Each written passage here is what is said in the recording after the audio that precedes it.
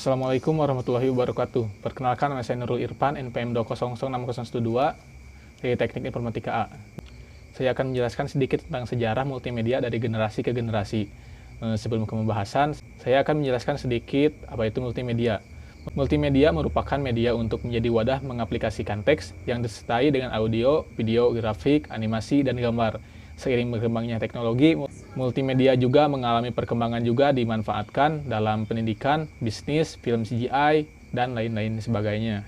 Dari multimedia di zaman sekarang yang kita sedang gunakan atau kita lihat sehari-hari yang sudah canggih, baik secara digital maupun fisik. Tentunya multimedia mempunyai sejarah perkembangannya. Multimedia di zaman dulu berawal dari pertunjukan teater tanpa menggunakan perangkat komputer. Pada saat itu pertunjukan menggunakan lebih dari satu medium, sehingga disebut dengan multimedia. Pada abad ke-15 ada seorang tokoh bernama Gutenberg dan Caxton memperkenalkan media cetak. Mereka pertama kali memperkenalkan mesin cetak di Britania Raya. Caxton senang menulis dan menerjemahkan buku. Buku yang disalinnya sukses banyak dipesan orang.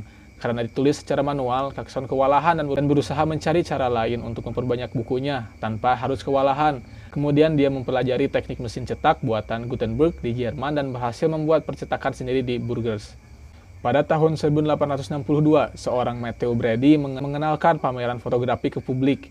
Lalu pada tahun 1969, mulailah lahir internet yang merupakan jaringan komputer yang dibentuk oleh Departemen Pertahanan Amerika Serikat melalui proyek ARPA dengan mengembangkan jaringan bernama ARPANET, Advanced Research Project Agency Network. Pada tahun 1971, muncul email oleh seorang insinyur Ray Tomlinson dalam proyek SNDMSG. Dibuatnya email ini untuk sistem ARPANET. Lalu pada tahun 1976, tepatnya pada 1 April, terlahirlah teknologi Apple, perusahaan komputer pribadi yang mempopulerkan antarmuka pengguna grafis yang didirikan oleh Steve Jobs dan Steve Wozniak. Pada tahun 1983 sampai 1986, Knight Ridder mengenalkan sebuah digitalisasi dengan kemunculan Peotron, proyek yang memberikan akses berita ke publik sebelum disalurkan ke media cetak. Pada 1987, mulai muncul sistem multimedia dengan diperkenalkannya HyperCard oleh Apple. Kemudian tahun 1989 ditandai juga dengan pengumuman IBM adanya perangkat lunak Audio Visual Connection.